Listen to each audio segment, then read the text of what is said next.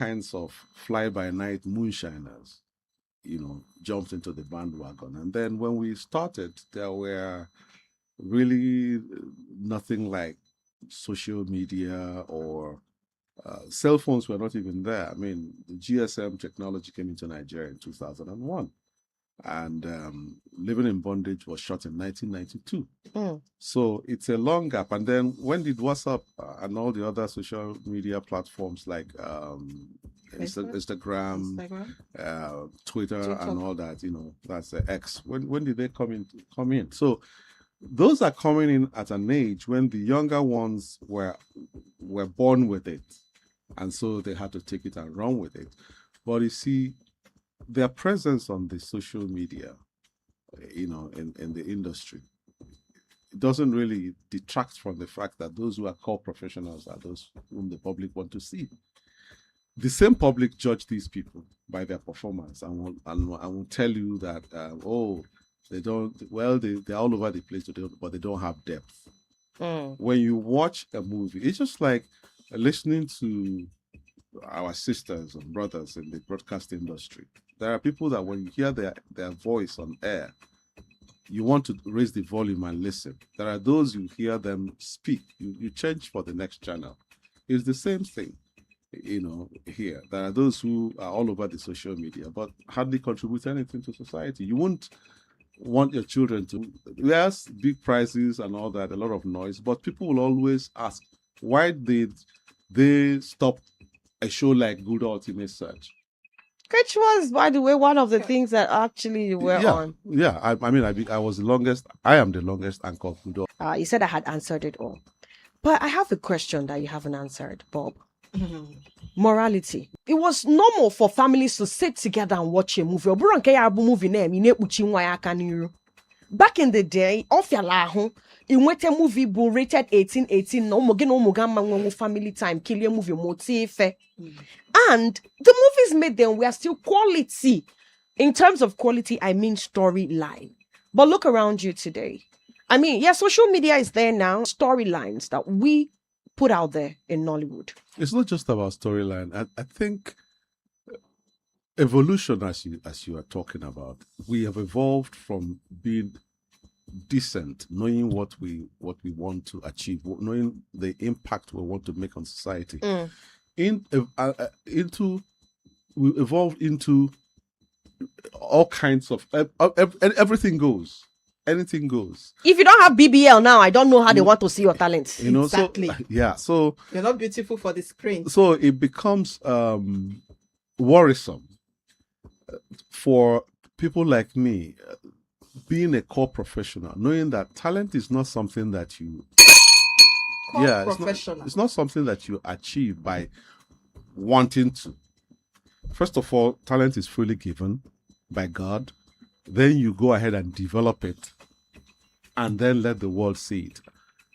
I know some of our well-known female stars today who came in to the industry looking darker than you, Chisom. My eyes are not deceiving me. You are looking fairer now. Oh, and you see them go defensive. Wow, no, Uncle Bob. Is the they know that I know what they are doing, and in the end they become fair. Fine. Turning yourself from being dark-skinned, beautiful dark-skinned lady to a fair-skinned lady doesn't enhance your talent. For some number of years, the cameras can be friendly to you. But I give an example with Whoopi Goldberg. Whoopi Goldberg, by all standards, cannot be described as a beautiful woman, but her talent is monumental. Now, just oppose that to somebody like the same, like, again, Halle Berry. She's dark, she's highly talented. Just oppose this to Julia Roberts. She's naturally fair, that is, she's a white woman, and she's also talented. So I think people should be contented with what God has given them. Even some of us men go bleach or go tone their skins. For what? It doesn't enhance your talent. It doesn't enhance your talent. Rather, for somebody like me, it diminishes my respect for you. Because I think those who do that have psychological problem of not accepting who they are. Do you think that this pressure in looking screen friendly is putting them, into this particular lifestyle? They put themselves in that pressure. And I tell you something.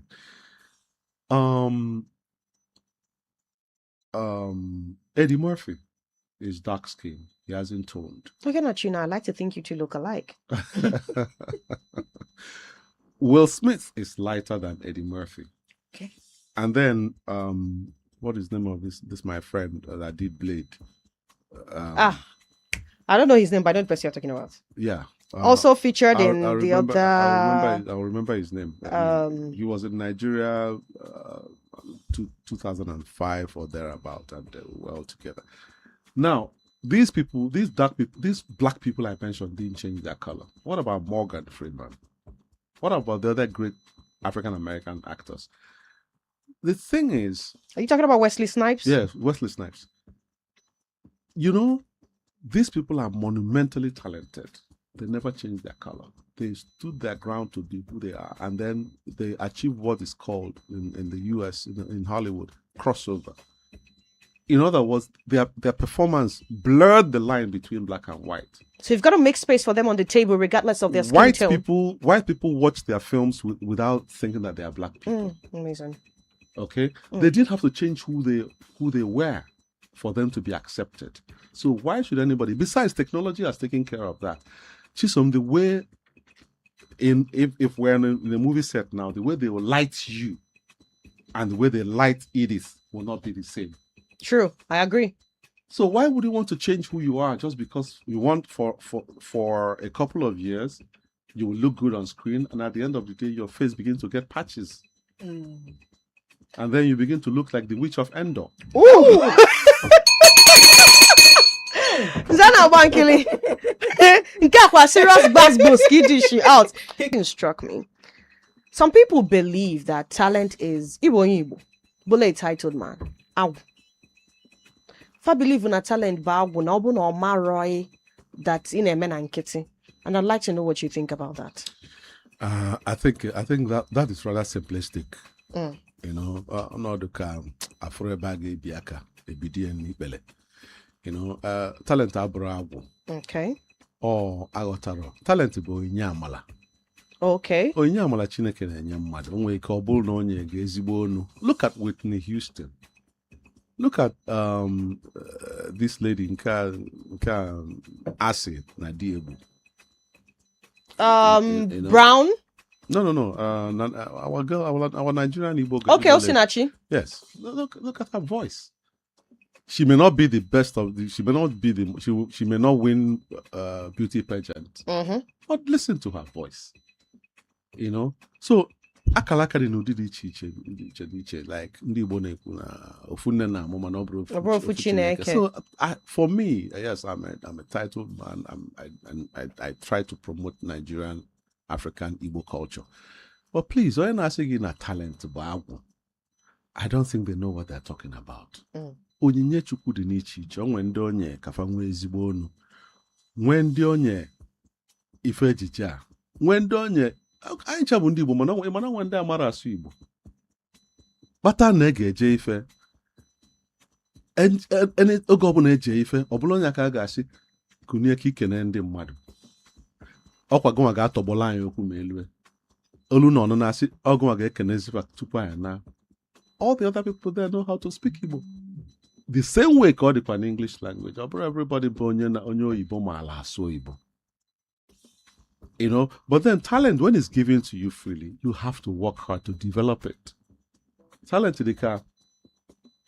You go up book phone now, buy a brand new pair of shoes and then you keep it somewhere.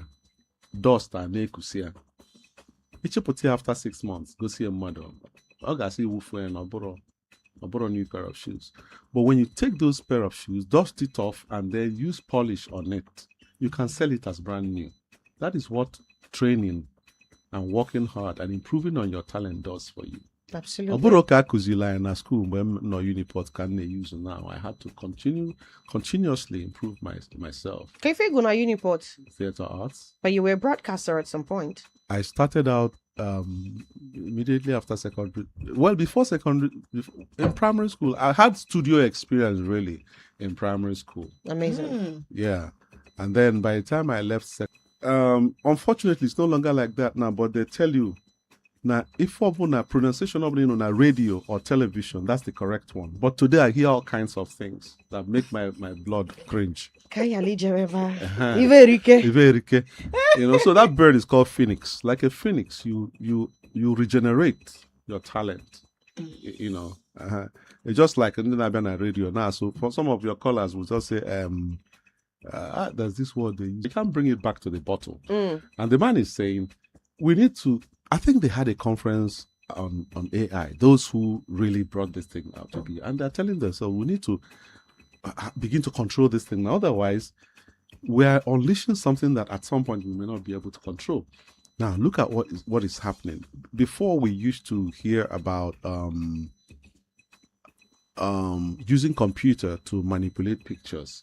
Somebody can take another person's head and put another person's body, another naked body, and just want to shame you or something like that. Yeah, photoshopping. Today is much more easier. It's much more believable. It's much more scary. Because these days you don't even need to do much. Just type in the keywords and it is doing it for you. Yeah, so AI is. Good afternoon. My name is Chief Official from Germany. We actually met 2 years ago in Frankfurt when you were a special guest to our event in Anambra in Germany. You remember? Yeah. Hello? Yeah. I'm going to. By the way, since you started by recalling that we met 2 years ago in Frankfurt, Germany, I might as well tell you I'm going to Germany again to receive an award in Frankfurt this year. Okay. One of the organizers of the event happened. Okay. I was so happy to.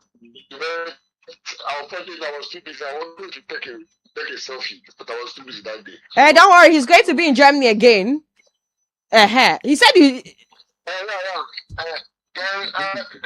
Okay. He's not in Nigeria. He's in Germany at the moment. I'll be in Frankfurt by next month. Okay. Listen. If you must meet with me, church.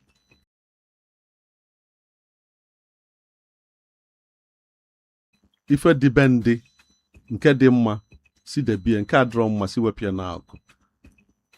Amara mma zata ife chọọ ịma. Yeah, ni na joke. Man, he criticize Roman and Ademma. Hello. Hello. Good afternoon. Good afternoon. Good afternoon. My name is Johnson. I'm coming from Onitsha. Chop, you have 30 seconds, Samson. I just want to greet our guests in the studio. Thank you.